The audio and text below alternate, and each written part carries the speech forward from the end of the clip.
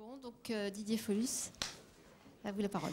Bon, bah merci, puisque j'ai la parole. Donc, on est ici sur un sujet qui, en 12 minutes, doit faire le point sur, sans parler du débat qui suivra, Maximum. maximum en plus, sur vieillissement et mouvement de capitaux, hein, si je me cale sur le titre qui a été donné, je crois, à la session. Donc, ayant commis, dans le cadre de la chaire, un travail fin 2011 sur un sujet très connexe, évidemment, j'ai repris un certain nombre des éléments précédents. Donc, je vous propose en 10-12 minutes de passer en revue rapidement quelques points, et puis après, peut-être qu'effectivement, il y aura des éléments à débattre. Alors, le but pour moi ici, ce serait d'arriver à poser une ou deux questions, d'examiner un ou deux biais caractéristiques des investissements ou des investisseurs de long terme, et en particulier celui d'ordre réglementaire d'un côté et celui concernant un sujet très tendance, si je peux le dire comme ça, c'est-à-dire la recherche d'un actif sûr, qu'à une époque on appelait un actif sans risque, qu'on dit aujourd'hui actif safe, pour faire de l'anglicisme. Mais bon, voilà un sujet qui m'intéresse déjà et je crois qu'il intéresse globalement les sociétés entre guillemets vieillissantes. Donc l'idée, c'est de partir un petit peu des données telles qu'elles sont, c'est-à-dire de regarder les grandes zones économiques du monde en termes d'épargne et d'investissement, donc d'un point de vue évidemment très macro. Et vous avez là donc des données qui globalement pour le monde nous disent qu'on est dans un monde où l'investissement mondial, global plus exactement pour prendre le terme précis, est plutôt à la hausse avec un vieillissement modéré. Ceci étant, ça c'est extrêmement global. Si on regarde des grandes zones économiques en découpant ne serait-ce qu'en deux camps, les industrialisés d'un côté et les pays émergents ou en développement de l'autre, du côté des pays industriels, vous avez des situations où épargne et investissement sont en chute sensible. En les exprimant en pourcentage du PIB mondial, c'est ce qui est représenté ici sur l'échelle de droite. Vous voyez qu'en pourcentage du PIB mondial, épargne et investissement, pour nous, on va dire les riches vieux ou les vieux riches, c'est plus tellement aussi important que ça ne fut. Alors que quand on jette un coup d'œil et corollaire de ça, on a une société qui vieillit relativement rapidement, entre guillemets. Alors vous avez des petites courbes en pointillés vert, rouge et violet en haut. Par exemple, la violette qui est tout à fait en haut, c'est, si vous voulez, la part des personnes de plus de 65 ans dans la population des 15-64, donc on va dire des actifs en étant un petit peu étendus. Et vous voyez que la courbe, la droite, c'est quasiment une droite, monte assez fortement sur un nombre d'années assez petit, une dizaine d'années. En pourcentage de variation, c'est assez impressionnant. Si on regarde le même genre de données pour des pays émergents, en développement, appelez-les comme vous voulez, au sens très large. Donc là-dedans, vous avez des Chinois, des Russes, des Brésiliens, donc c'est très varié. Vous avez des données qui ont évidemment une tête assez différente. C'est-à-dire que épargne et investissement, chez eux, c'est un poids de plus en plus important, exprimé par rapport au PIB mondial. Et le vieillissement, oui, existe aussi, mais la pente n'est pas du tout la même que chez nous. Et puis ce ne sont pas les mêmes tranches de population qui vieillissent non plus. Donc voilà à peu près le contexte général. Alors ensuite, on peut, avant d'aller s'intéresser aux investisseurs de long terme et à des biais caractéristiques pour eux, regarder ce que peuvent être des données prévisionnelles. Et donc on est allé regarder avec mon acolyte Dominique Namur, qui n'est pas là aujourd'hui, quelques modèles économiques assez connus, d'ailleurs désormais classiques, même s'ils ne sont pas très anciens, qui essaient de faire des projections à très long terme, 2050, 2060, 2080, à partir de modèles d'équilibre, de modèles économiques d'équilibre, et toute la technique qui va derrière, bien entendu. Alors, à titre d'exemple, vous avez ici un petit graphique qui est en fait une simulation, horizon 2050, qui est extraite d'un modèle qui s'appelle Ingenu, et que certains d'entre vous connaissent évidemment bien, d'autres pas. Bon, ça dépend des horizons de chacun, donc qui est un modèle CEPIS et PREMAP au FCE, originellement en tout cas, et qui nous propose toute une série d'anticipations.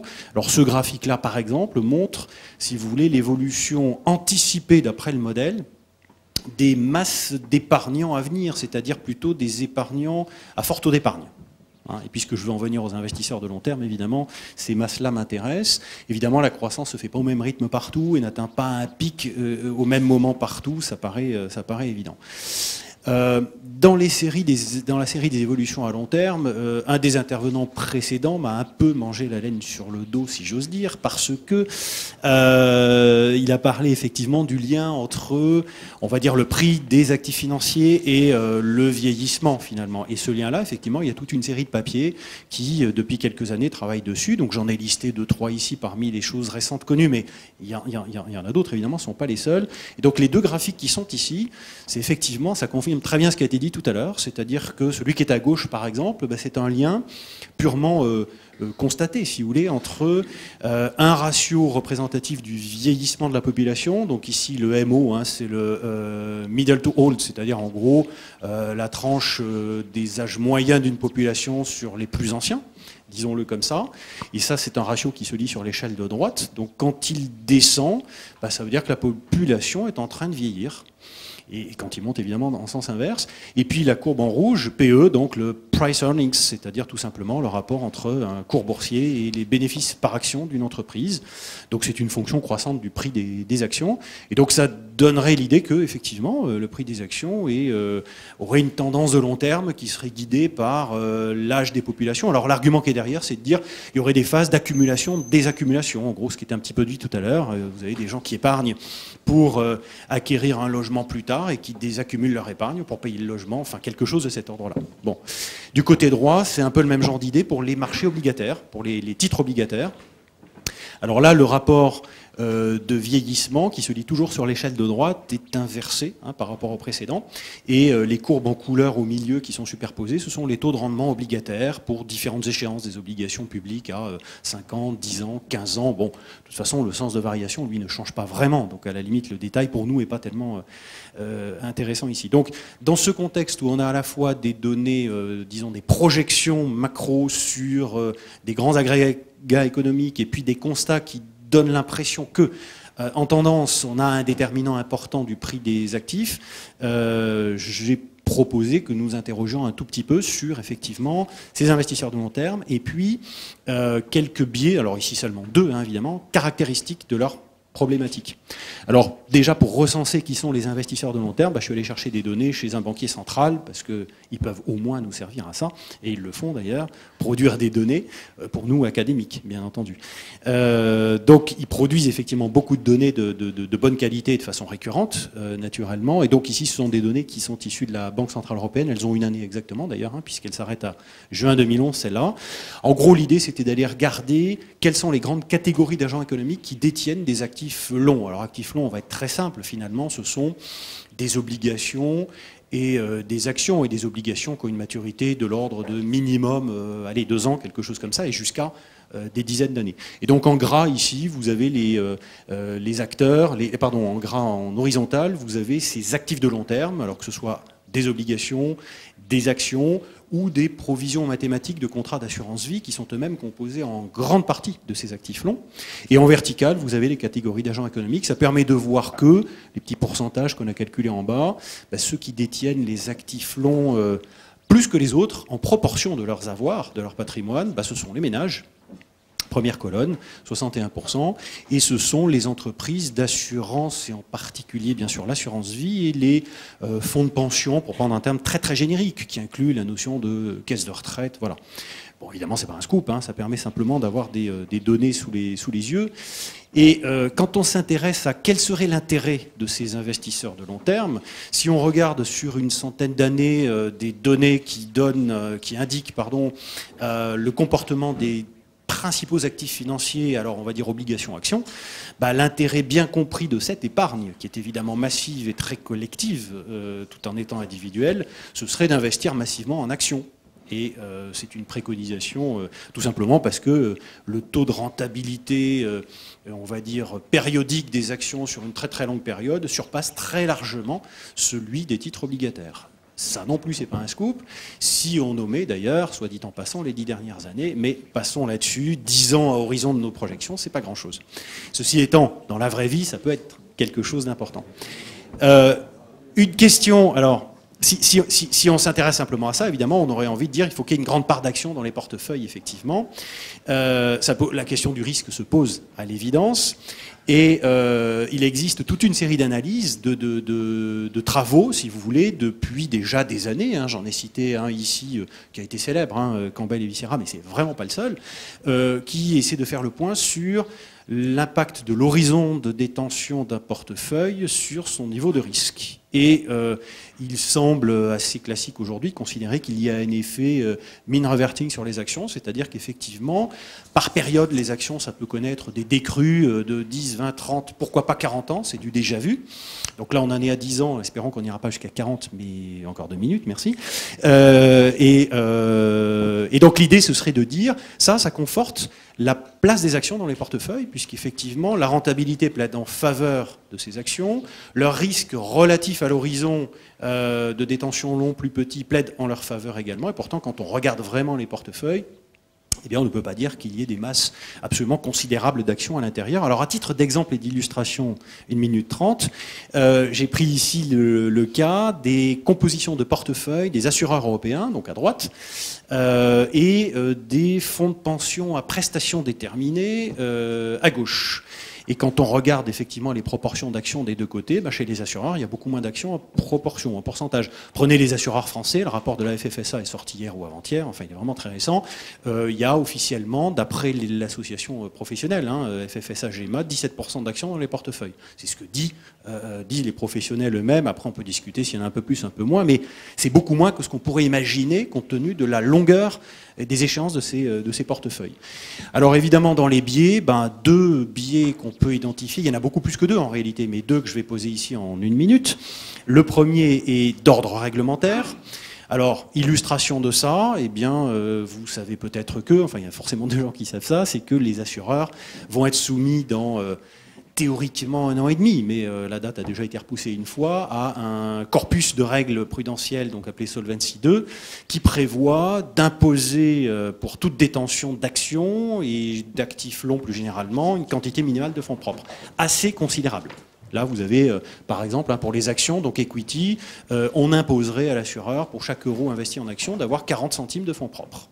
Ce qui est évidemment très lourd et décourage donc l'investissement en actions, ce qui va a priori à l'encontre de l'intérêt social de l'épargne, l'intérêt de la société des épargnants, c'est-à-dire nous tous, a priori. Et deuxième élément du biais, et il me reste 30 secondes pour conclure, je sais, c'est que cette réglementation est en grande partie inspirée par le recours, ou la référence en tout cas explicite, à des notations qui viennent d'experts, contre lesquels évidemment je n'ai rien, c'est pas mon sujet ici, c'est-à-dire les notes AAA, AA, simple A, etc., qui peuvent être attribuées à différents actifs, et en particulier aux actifs obligataires, qui sont eux-mêmes la très grande majorité des portefeuilles, sauf que l'histoire récente, 2007-2011, nous montre que, nous enseigne que, après un peu de calcul, eh bien, un AAA d'aujourd'hui, 2011-2012, c'est un risque de défaut estimé à 1,2-1,3%. Le même AAA il y a 4 ans, c'était un risque de défaut estimé à 10 fois moins. Et pourtant, on se réfère au même AAA. Nos régulateurs ont les yeux rivés sur les mêmes notes. Donc ça pose quand même des questions. Et lié à ça directement, il y a la question de l'actif anciennement sans risque, qu'on appelle plutôt actif sûr aujourd'hui, et encore, qu'est-ce que c'est un actif sûr? Je ne sais pas très bien. À titre d'illustration, très simplement ici, les spreads obligataires publics en zone euro, enfin, quelques, on va dire, acteurs de la zone euro ici, et on voit évidemment qu'en relatif, entre l'État allemand emprunteur, ou même, allez, soyons gentils, l'État français emprunteur et puis l'État portugais ou irlandais, c'est pas du tout la même histoire, très clairement. Ça veut dire que, dans l'autre sens, pour l'investisseur de long terme, c'est pas non plus du tout la même histoire. Et donc, ce que je peux faire ici, c'est conclure en ouvrant le débat et puis peut-être en cédant la parole à mes discutants. Merci beaucoup. Donc, quel impact de la démographie de vieillissement sur les actifs à long terme et donc sur les stratégies d'allocation? Donc, le point de vue d'un gérant praticien Caisse des dépôts, donc qui investit à long terme. En ce moment, le long terme, en ce qui me concerne, c'est les Master of Understanding de l'Espagne. C'est du court terme et ça nous fait vieillir par contre très vite. Alors, bon, on n'a pas suivi exactement ce que j'avais pris le temps de lire.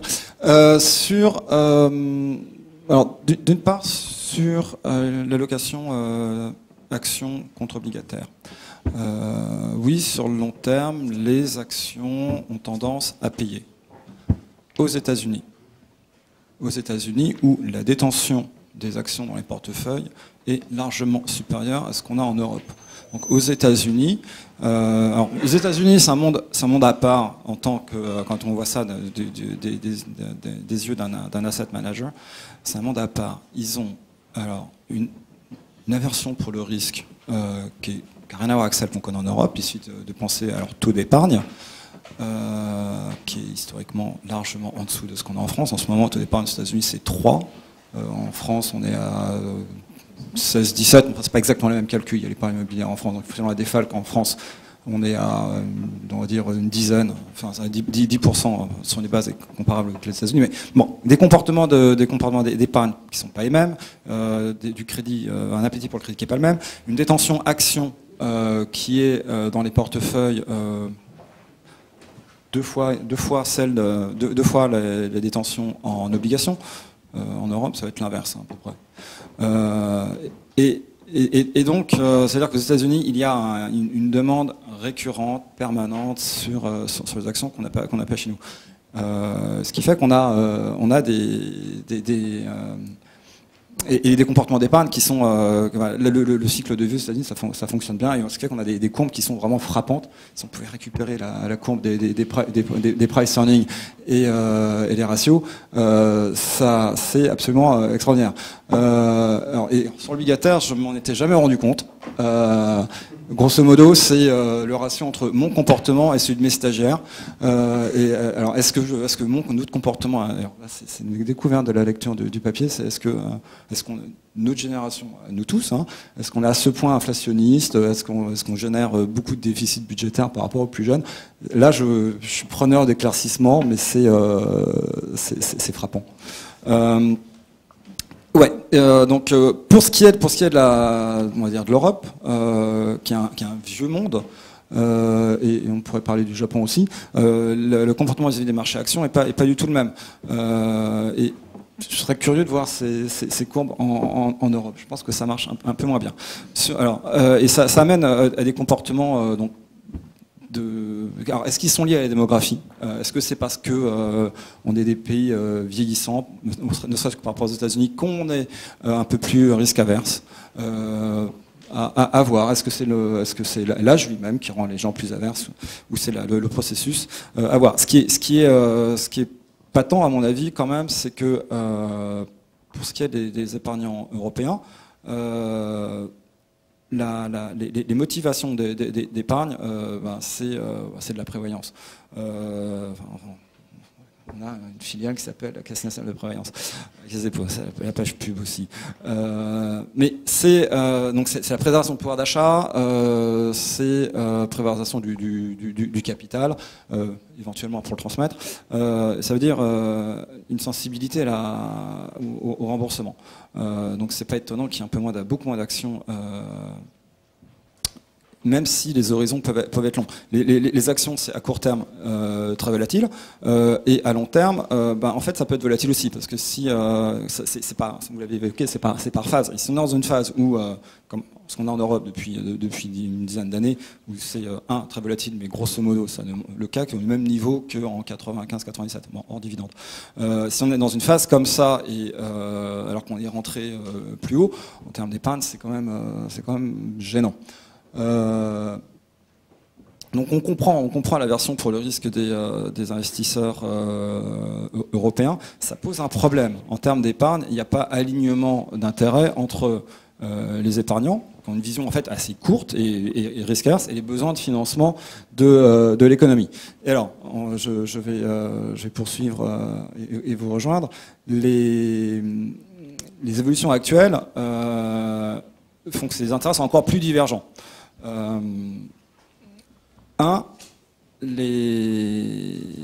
Ce qui pourrait combler le gap, ce sont les finances publiques, c'est la politique de l'État. Ils sont un peu contraints en ce moment. ce qui pourrait combler le gap aussi, c'est de la part des... ça pourrait être la réglementation. Or, on prend exactement le chemin inverse. La réglementation, pour les banques, reviendra à prêter moins, prêter plus court et détenir moins de risques. Donc un des acteurs majeurs de ce qu'on appelle la transformation est en train de disparaître et il n'y a personne pour le remplacer. Et côté investisseur, eh ben oui, ce qui étaient les actifs soi-disant sans risque ont tendance à disparaître. Une obligation d'État, ça dépend desquels, mais devient extrêmement risqué. Alors l'actif, et ce qui fait qu'on se concentre sur maintenant quelques pays, et non, donc à savoir la France, l'Allemagne, la Hollande, ce genre de choses, mais non seulement sur ces pays-là, mais encore sur une maturité très courte. Donc on a déjà que la duration de l'épargne en France était et en Europe est assez faible, elle se raccourcit d'autant plus. Vous avez tous entendu parler des dernières émissions du Trésor français sur maturité courte en taux négatif. En tant que contribuable, on est ravi, mais ça envoie des messages qui sont hyper négatifs. Ça veut dire qu'on a peur de tout le reste. Ça veut dire qu'on a peur. C'est-à-dire que un trésorier d'entreprise en ce moment, il peut pas, nous épargnants, on va pas les prêter à l'Espagne, on va pas laisser l'argent à la banque, on va acheter, en fait, on loue un coffre-fort à Bercy. Et ça, en termes d'adéquation offre-demande de fonds prêtables et d'utilité pour l'économie, je ne vois pas comment ça peut être optimal. Et là, c'est un vrai problème. C'est qu'on parle des investisseurs de long terme.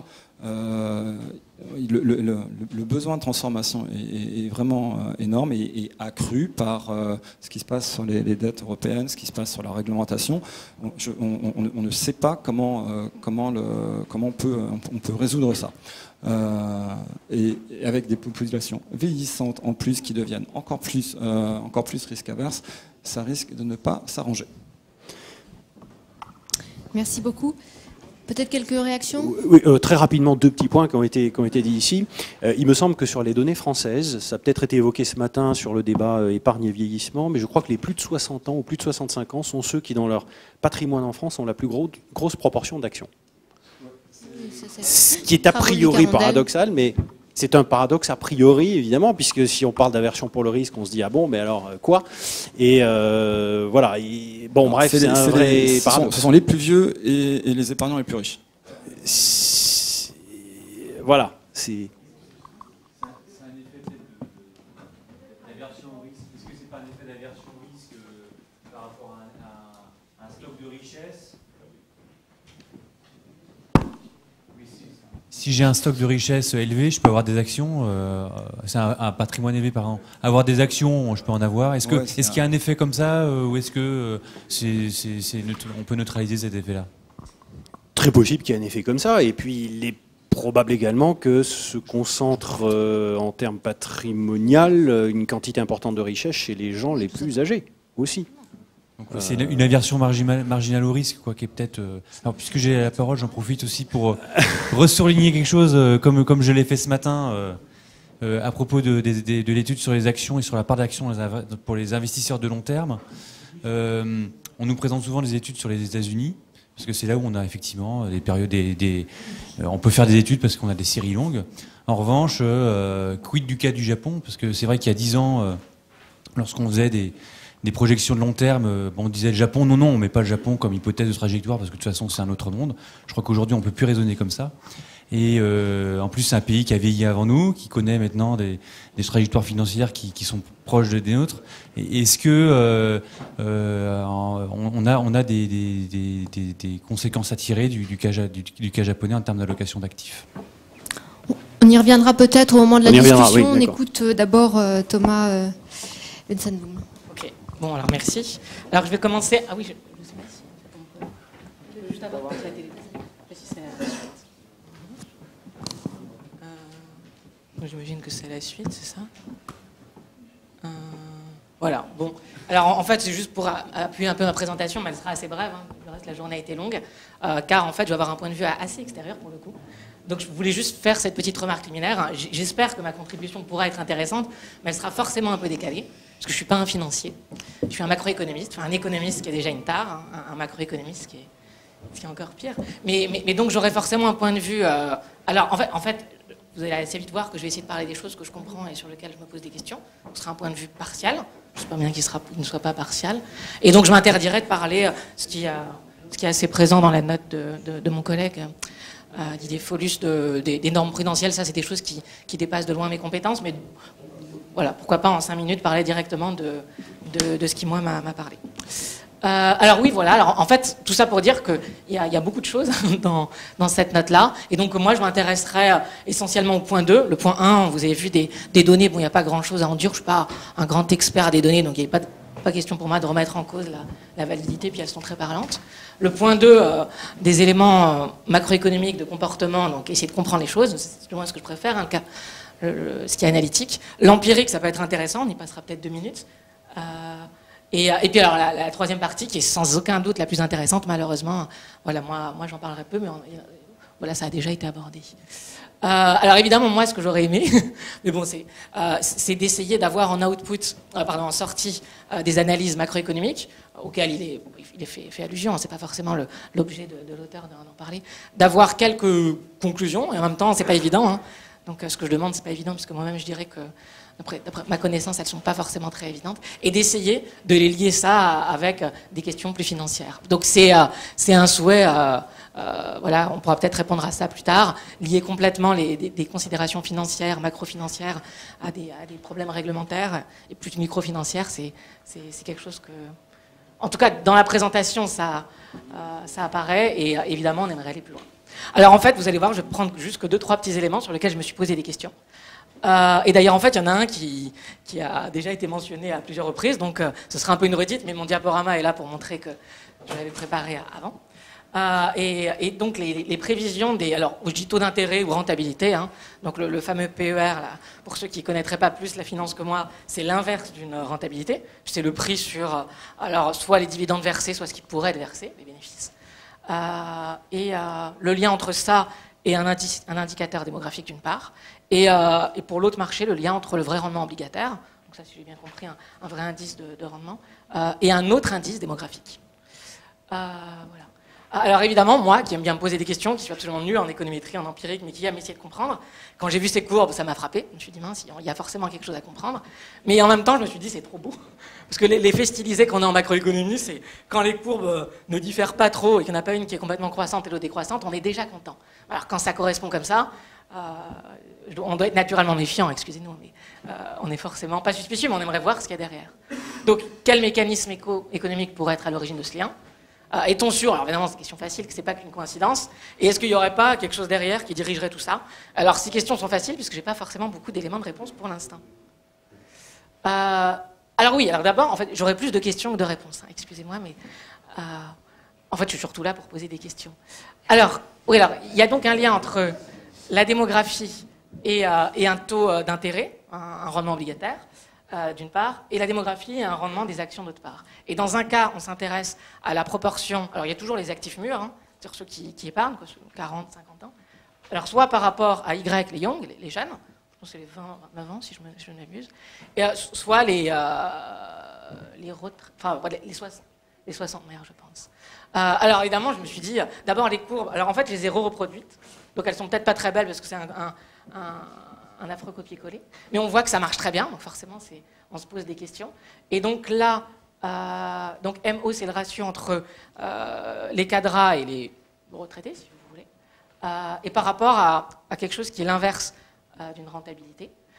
Et donc quand le ratio, alors celui-là je pense qu'il marche bien, hein, je vais essayer de faire ça sans ma diapo, on l'explique assez bien. Quand le ratio monte, ça veut dire qu'il y a de plus en plus d'épargnants par rapport à ceux qui devraient être des épargnés. Donc, qui vont de plus en plus acheter un grand nombre d'actifs, et s'ils vérifient les postulats de la théorie économique, ils vont entre autres acheter des actions, si l'effet horizon, parce qu'ils sont assez loin de la date à laquelle ils estiment qu'ils partiront à la retraite. Et donc, un mécanisme de marché tout bête fait que la rentabilité diminuera, donc PER s'élèvera. Bref, je comprends bien. C'est par exemple le fait que voilà, ça monte de 84 à 97. Alors, avec les deux ordinateurs. Pour l'autre, j'ai plus de mal. Alors, je suis quand même allé voir ces articles, je ne suis pas spécialiste, et les économètres, je ne les ai peut-être pas assez lus, ils essayent effectivement de justifier. Alors, s'intéresser aux actifs mûrs et aux retraités pour s'intéresser aux actions, ça a un sens, puisque si les jeunes de 20 ans n'ont pas d'actions, ils risquent de ne pas avoir beaucoup de comportement en termes de demande ou d'achat, ou encore moins de vente d'actions. Et on comprend aussi bien que du coup, on s'intéresse à un taux d'intérêt. Alors, le macroéconomiste que je suis va dire un taux d'intérêt, c'est un taux prêteur, ou pour certains, emprunteur pour d'autres. Et si on estime qu'il y a des corrélations, peut-être là je vais un peu trop loin, entre les taux obligataires et les taux auxquels tout un chacun peut s'endetter, ça peut ressembler aux taux auxquels les agents peuvent s'endetter. Et s'intéresser aux actifs mûrs par rapport aux jeunes, je me suis dit ça peut être intéressant pour voir dans quelle mesure les jeunes ont accès au crédit pour se financer leurs études, pour acheter un logement ou que sais-je. Et là, voilà, alors là j'ai moins bien... Enfin, mon explication à nouveau naïve, hein, simple, elle fonctionne un peu moins bien, puisque lorsque ce ratio... le ratio MY, pardon, lorsqu'il diminue, ça veut bien dire qu'il y a de plus en plus de jeunes par rapport aux personnes d'âge mûr, donc on s'attendrait à ce qu'ils veulent s'endetter de plus en plus et emprunter à leur banquier. Et les taux obligataires, alors la corrélation n'est pas forcément positive, mais les taux diminuent. Donc est-ce que, normalement, s'ils sont plus nombreux à se présenter à leur banquier, les taux devraient s'élever, ou alors évidemment, il peut y avoir complètement autre chose qui l'explique. Voilà. Donc je reste un peu sur ma faim, puisqu'avec des courbes qui se sentent miraculeuses, il y a un raisonnement dans un premier cas qui me parle, et dans l'autre cas, qui fonctionne un peu moins bien, mais bon, il y a sûrement plein de choses qui manquent. Voilà, c'est assez naïf, hein, c'est un peu comme, il y a des calculs de coin de table, ça c'est des raisonnements de coin de nappe, hein, de coin de table. Alors oui, alors ça a déjà été dit par des gens nettement plus spécialistes que moi. Les estimations à la fois du rendement moyen des actions et puis de la volatilité et de la persistance des chocs. S'il y a un choc négatif, dans combien de temps on peut estimer que la rentabilité va à peu près revenir à quelque chose de normal. Est-ce que ces évaluations empiriques ont été beaucoup modifiées par l'expérience des 10-12 dernières années? Alors c'est une question de néophyte. Est-ce qu'il y a des nouvelles évaluations? Oui ou non? Est-ce qu'on n'a peut-être simplement pas les données? Enfin, bref, j'en sais rien. Et est-ce que ça remet un peu en cause l'effet d'horizon temporel? Parce que c'est pas du tout neutre hein, pour un agent qui va épargner sur le cycle de vie. S'il est à peu près sûr qu'en 6-8 ans, il retombera sur ses pieds, ça va. S'il lui faut 25 ou 30 ans, s'il se met à épargner à 35 ans, il peut se poser beaucoup de questions. Et donc, dans quelle mesure ça remet en cause la théorie du choix de portefeuille sur le cycle de vie? La chose la plus radicale serait de dire que quelqu'un qui est très averse au risque épargnera beaucoup moins en actions. Alors après, est-ce que du coup il sera encore plus précautionneux quand il sera à quinca qu'avant? C'est pas très clair pour moi, mais voilà. Et alors enfin, je finirai juste là-dessus pour essayer de ne pas prendre trop de temps. La partie qui moi m'a parlé le plus, mais vous voyez, hein, j'ai fait en sorte de ne pas parler que de ça. C'est évidemment les modèles macroéconomiques en général et de cycle de vie en particulier, dont par exemple le modèle ingénu. Alors, je ne sais pas si l'auteur peut, bon, bref, c'est une question comme ça, un peu à la débeauté, mais il a déjà plein de questions auxquelles il pourra répondre ou pas. Enfin, nous en dire un peu plus, puisqu'en fait, l'économiste que je suis reste un peu sur sa faim. Les seuls graphiques presque qu'on voyait au produit d'ingénu, c'est des projections démographiques. Donc c'est pas vraiment ce que les économistes disent. Et donc, je n'ai vraiment pas en tête quelles sont les projections d'ingénu, du modèle ingénu sur l'évolution de l'épargne des ménages. Est-ce que vraiment on pense qu'ils vont épargner de moins en moins, parce que c'est ce qui est un peu suggéré. Et puis, est-ce qu'on peut en tenir compte d'autres choses? Donc j'ai fait un peu des recherches sur des modèles proches de ceux que j'utilise. Moi, on s'intéresse et au cycle de vie et à d'autres caractéristiques, des chocs sur le revenu des agents, voilà, et essayer de détailler avec un peu de finesse ces comportements. Et j'ai trouvé un article, donc c'était l'occasion pour moi de m'y replonger, de Kruger et Ludwig, qui mènent des analyses que seuls des théoriciens qui simulent des modèles peuvent faire. Donc ils construisent la belle pyramide des âges, des beaux comportements microfondés. C'est-à-dire qu'ils expliquent pourquoi les agents se mettent à épargner, en supposant évidemment qu'ils respectent les postulats microéconomiques de base. Bon, ça c'est évidemment le point de départ qui est évidemment discutable. Mais, et en plus ils tiennent compte de la pyramide des âges qui peut être heurtée, de la vraie en fait. Et puis alors pour leur projection pour le futur, je crois qu'en fait ils pensent que ça va forcément être lisse, puisqu'elle ne sera peut-être pas lisse dans le futur, mais difficile de prévoir quelle guerre thermonucléaire ou que sais-je modifiera la pyramide des âges. Donc on ne sait pas. Donc évidemment, on n'est peut-être pas bon, mais en moyenne, on n'a pas de raison d'avoir tout à fait tort. Et ce qu'ils peuvent faire comme expérience contrefactuelle, c'est ça ce que seuls les théoriciens peuvent faire, c'est simuler la situation de départ avec une pyramide des âges qui aujourd'hui serait déjà lisse. Pas que ce qu'on va projeter dans le futur, qui est le mieux qu'on puisse faire, quelque chose de lisse, mais aussi quelque chose provenant du passé en faisant en faisant comme s'il n'y avait pas eu les guerres mondiales, etc. Et ils arrivent à un résultat que moi, très, très modestement, avec quelqu'un qui m'a beaucoup appris, avec Pierre Yvénin, j'ai pu travailler dessus il y a une petite dizaine d'années. au moment de la réforme des Fillon, entre autres, c'est qu'en fait, il y a des effets non stationnaires liés au fait que la pyramide des âges est très heurtée, qui sont très forts, qui durent 20, 30, 40 ans. Ça ne veut pas du tout dire qu'il ne faut pas s'intéresser aux effets de long terme, évidemment qu'il faut, mais qu'il faut essayer de sous-peser les effets, alors au regard par exemple d'une grande variable comme par exemple l'évolution du taux d'intérêt, ça peut sembler très réducteur de s'intéresser qu'à une grandeur macro, mais on peut difficilement prendre tout en compte, et voir qu'est-ce qui se passerait si on simule l'évolution du taux d'intérêt avec l'économie réelle et en tenant compte du vieillissement, d'une part, la vraie vie si vous voulez, et puis avec le vieillissement projeté, mais en prenant une pyramide des âges qui serait épurée, est-ce que les résultats seraient très différents? Et comme ils le sont, ça veut dire qu'il y a des effets liés simplement à la pyramide des âges qui semblent déjà très très fort. Donc je ne suis pas en train de dire qu'il ne faut pas tenir compte du vieillissement, il faut, mais l'explication du vieillissement, c'est au mieux, d'après cette étude-là, hein, on peut la discuter, c'est au mieux la moitié des effets, si je ne m'abuse, en tout cas sur le taux d'intérêt, hein, et évidemment, ça ne doit pas nous empêcher de faire des raisonnements sur le vieillissement, puisqu'on ne peut pas prévoir dans quelle mesure la pyramide des âges futurs sera heurtée. Donc en fait, vous voyez, hein, les macroéconomistes ont quand même cette honnêteté de se tirer un peu une balle dans le pied, puisqu'avec ces modèles-ci, on se rend compte que l'output, ce que peuvent sortir de ces modèles macro, c'est d'abord beaucoup de précautions, de prudence, et de se rendre compte qu'il y a un grand nombre de phénomènes liés notamment à la pyramide des âges qui risquent de compter beaucoup, et pas uniquement le pur effet vieillissement. Voilà. Donc ça fait plein de questions, répondez à ce que vous souhaitez. Merci beaucoup. Il va être difficile de répondre à toutes ces séries de questions, ça c'est sûr.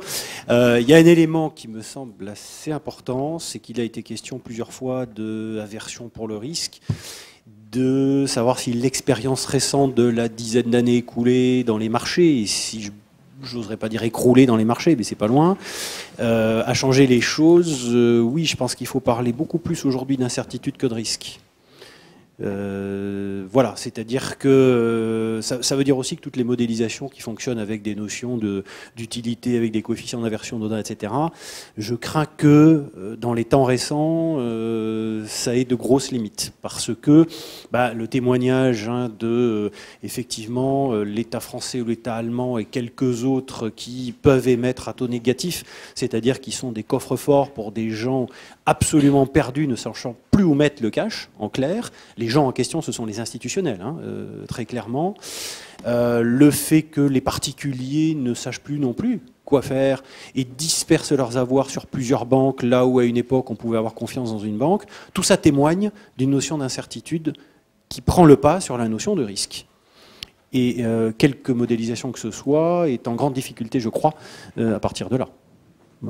C'est un peu général comme réponse, mais je m'appuie quand même sur du concret de tous les jours. Enfin, je sais pas si...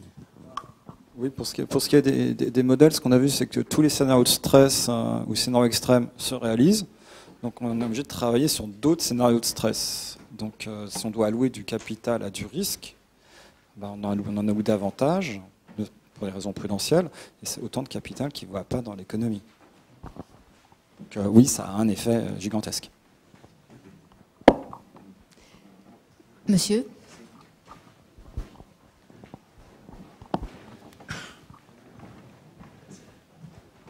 Je m'appelle Helmut Reisen, je suis à l'OCDE et j'ai un sentiment de déjà-vu, une analyse fascinante parce que j'avais publié il y a 20 ans sur le même sujet. D'ailleurs, il y a toujours un livre qu'on peut acheter, Pension Savings and Capital Flows, qui est paru en 2000 là-dessus. Mais à l'époque, on a démarré sous l'espoir qui était un peu nourri par la City de Londres, qu'on pourrait battre la démographie en investissant dans les pays émergents par les investissements de portefeuille. Et finalement, on est tombé sur 4 questions.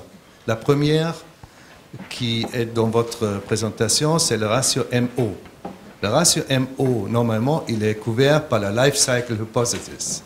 Or, la Life Cycle Hypothesis, on a trouvé une confirmation empirique seulement dans un pays, des États-Unis. Dans tous les autres pays, ça ne fonctionne pas, parce que les vieux font l'épargne. Ça fait quand même le quart de l'économie mondiale, tout n'est pas perdu. D'accord, mais c'est en train de rétrécir, relativement. Le deuxième, c'était que les investissements directs avaient fait le boulot.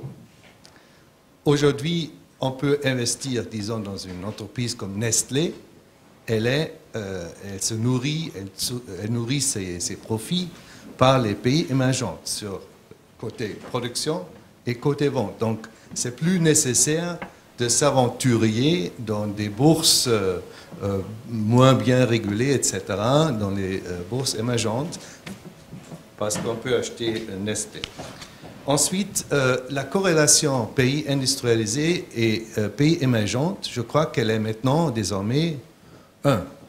Donc, les variations qu'on peut faire par les investissements extérieurs dans les pays émergents, les gains de diversification, ils se sont diminués quand même d'une manière assez importante dans les dernières 10 ans, 15 ans. Et finalement, la profitabilité des entreprises. Jusqu'alors, la profitabilité de nos entreprises reste beaucoup plus élevée que la profitabilité des entreprises des pays émergents. Donc, la croissance, la démographie et tout ça se transfère pas vraiment dans des returns supérieurs qu'on pourrait faire en investissant dans les pays émergents. Je suis très intéressé à vos perspectives là-dessus.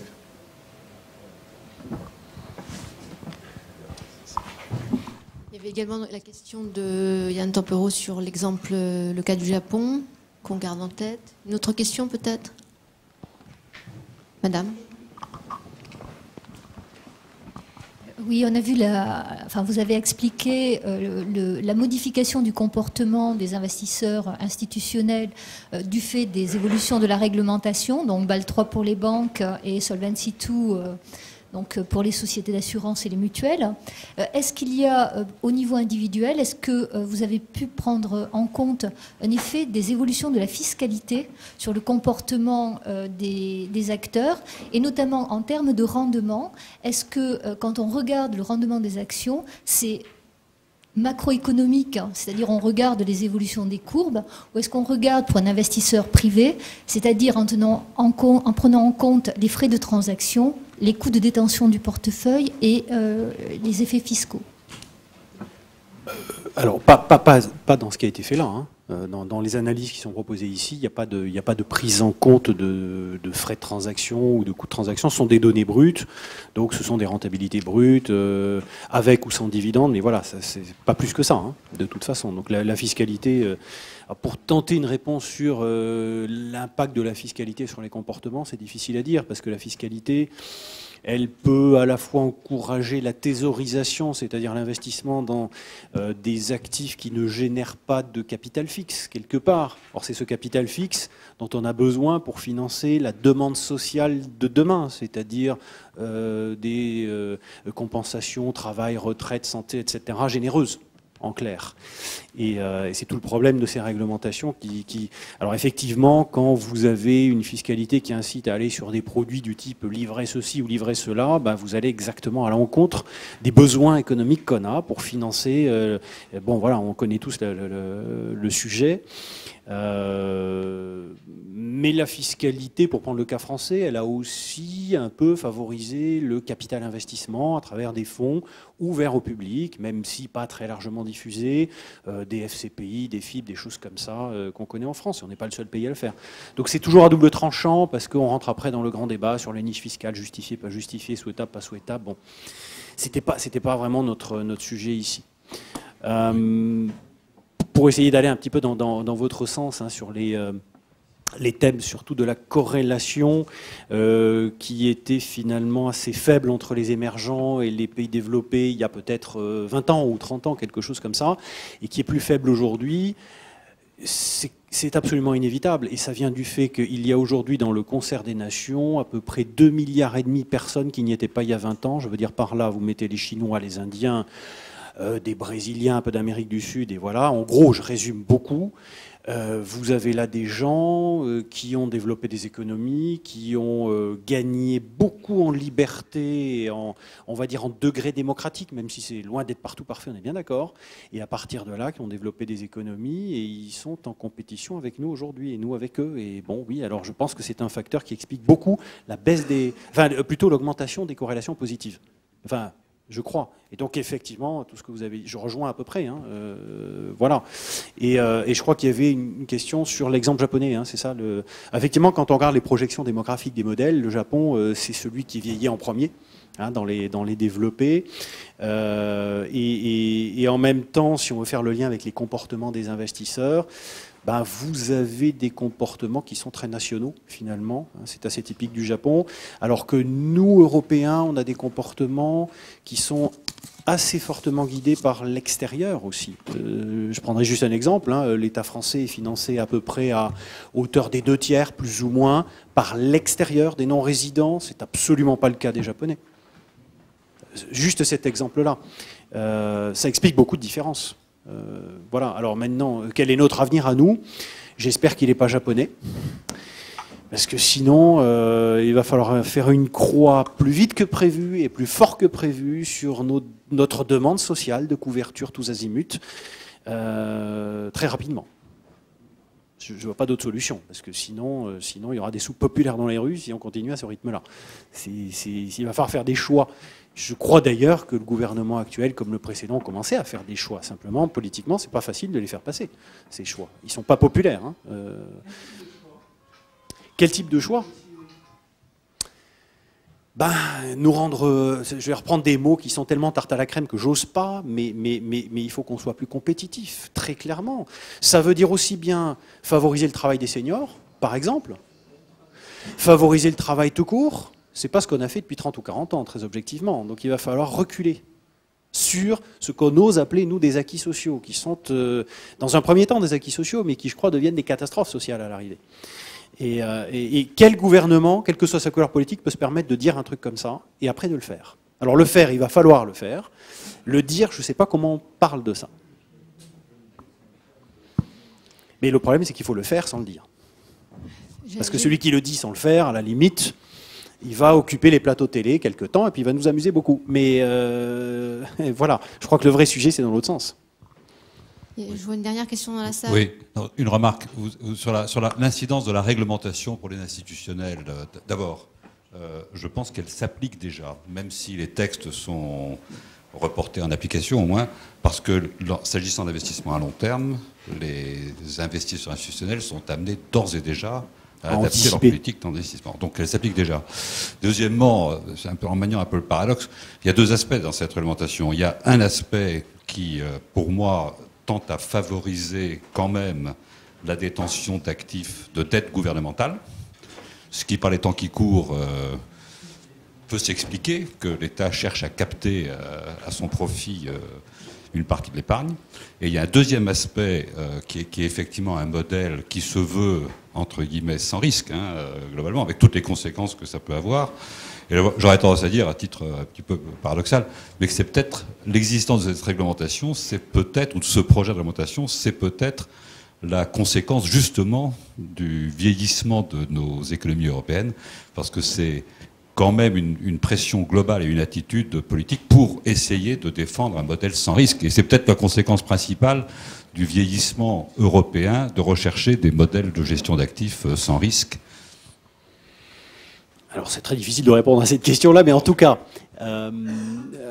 si vous voulez, le sans risque n'existant pas dans la nature, et pas plus dans l'économie qu'ailleurs, il est extrêmement délicat d'arriver à offrir au public, tout public confondu, des contrats sans risque vis-à-vis de son banquier, de son assureur, de sa caisse de retraite, de je ne sais pas quoi encore, alors que ceux-là même investissent dans des actifs par définition risqués. Voilà. Quant au fait effectivement que par les temps qui courent, on a une espèce de, entre guillemets, renationalisation des dettes publiques, en ce sens que les institutionnels nationaux achètent de la dette locale plus qu'ils ne le firent dans un passé finalement assez récent, ça c'est de nature à aller à l'encontre de la notion de diversification internationale qui est l'intérêt bien compris d'une épargne, donc c'est pas très souhaitable à moyen long terme. Et deuxièmement, c'est de nature à renforcer l'aléa moral dont nous sommes victimes tous depuis 30 ou 40 ans, c'est-à-dire que les taux de financement bas, parce que énormément de liquidités sont drainées vers les emprunts d'État, sont de nature à inciter les gouvernements, quels qu'ils soient et où qu'ils soient, à ne pas faire les réformes. Et ça, c'est de l'aléa moral. Et ça n'est pas souhaitable. Je dis que c'était souhaitable, mais je pense que c'est la conséquence. C'est une conséquence. Juste une remarque. Si on diversifie géographiquement, on va aller grosso modo en Asie et en Chine. Je regarde ce que font les Chinois. Eux, ils diversifient géographiquement, ils viennent acheter chez nous. Est-ce qu'on veut les laisser faire? Je ne sais pas. Oui, l'État français se finance à 63%, là, c'est le dernier stat, à l'étranger. Il se finance donc par mes pairs. Je les connais. Je sais comment on réagit. Et je sais qu'on vote de manière très moutonnière avec nos pieds et on peut sortir d'un pays très très rapidement.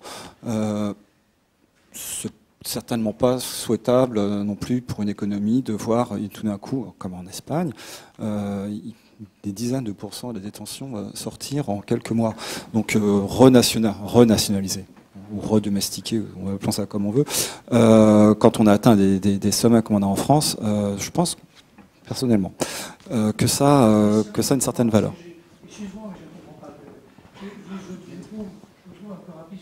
Ouais. La renationalisation de la dette publique française, elle est très peu nationale.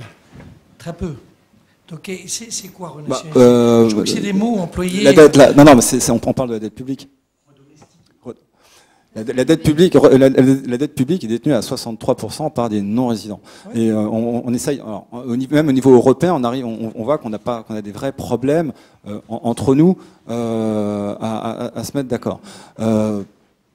Je vois pas même au sein de la zone euro, une balance courante à peu près stable, on n'arrive même pas à faire les transferts entre nous. Et si on doit finalement aller, donc on n'a pas besoin de l'épargne des non-résidents, enfin hors zone euro. Et tout ce que je dis, c'est que donc on n'a pas besoin de cet argent, on l'a en Europe. Par contre, s'ils viennent, alors c'est pas des philanthropes, hein.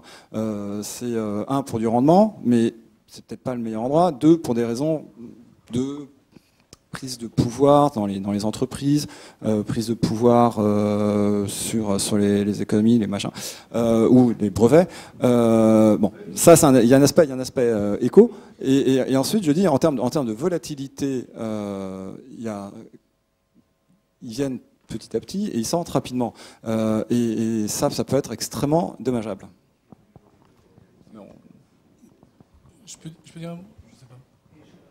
Oui, moi, je me posais la question de savoir si, en réalité, au fond, s'il n'y a plus de confiance, si on est dans cette situation de recherche éperdue de l'actif sans risque qui n'existe plus, c'est pas aussi très très lié à l'irrationalité de nos politiques économiques. Ce qui vient d'être dit, moi, me terrifie d'une certaine manière, parce que en réalité, la recherche simultanée des excédents dans l'ensemble de nos pays conduit nécessairement au contraire de ce qu'on vit, c'est-à-dire à la réduction continue de la croissance, à la montée du chômage, et pour le coup, le retrait de la protection sociale, c'est une conséquence, et c'est pas du tout en allant plus loin dans cette direction qu'on va s'en sortir. Et moi, il me semble que les marchés sont parfaitement rationnels, ils répondent rationnellement à l'irrationalité de nos gouvernements. L'allocation géographique de la détention et la politique budgétaire et la rigueur et là où on va en termes de sol budgétaire sont deux choses différentes. Mais je pense que les marchés non, ils n'ont pas tous compris. Ça dépend des jours. Que plus de rigueur, c'est en fait c'est une saignée du temps de Diafoirus. Mais il y a des jours où ils comprennent ça. En ce moment, non. L'Espagne annonce 3 points de TVA en plus et le rendement de l'Espagne baisse de 25 points de base aujourd'hui. Ils vont comprendre très très vite que ça va faire des chômeurs supplémentaires en Espagne et des chômeurs supplémentaires en France et finalement en Allemagne et partout. Et donc je veux dire, ils ne sont pas.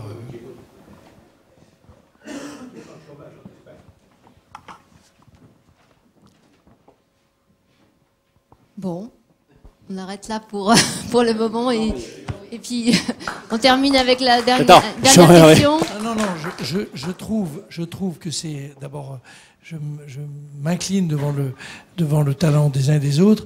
Je trouve que c'est des sujets qui sont quand même très délicats et qu'il faut éviter des formules trop rapides sur les sujets. Mais on est entre nous. Non, mais même entre nous, on peut être très sérieux. Il faut être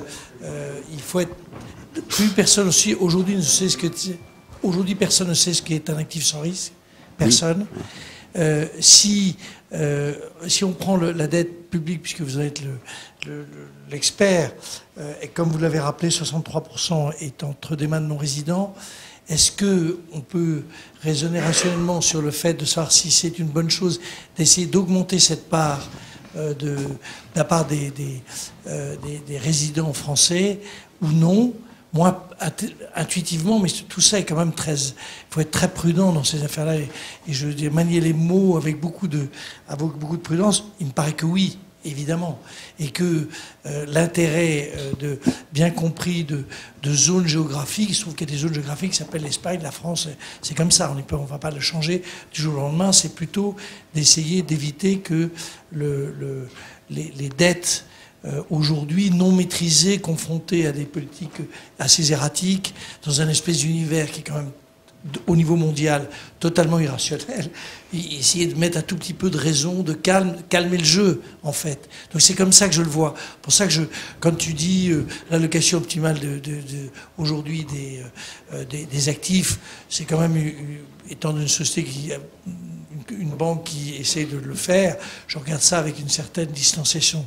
Aujourd'hui, qui peut dire aujourd'hui ce qu'est une allocation optimale et la gestion optimale des actifs? Voilà, c'est tout ce que je veux dire. Je trouve qu'il faut beaucoup de prudence et de modestie dans la période, essayer de faire remonter des raisonnements d'économistes que nous sommes, tous, c'est-à-dire essayer de remettre un peu d'économie réelle dans le sujet et d'essayer d'éviter qu'on aille complètement dans le mur. Voilà, c'est juste ça ma réaction. Je trouvais qu'on employait des mots qui avaient un sens il y a 4-5 ans, qui au jour d'aujourd'hui, 11 juillet 2012, paraissent un tout petit peu curieux. Ça fera conclusion. Oui, ça va faire la conclusion, parce qu'il nous reste encore un sujet... Je crois, c'est ça. Ô combien brûlant à traiter en cette fin de journée, qui est le financement de la protection sociale.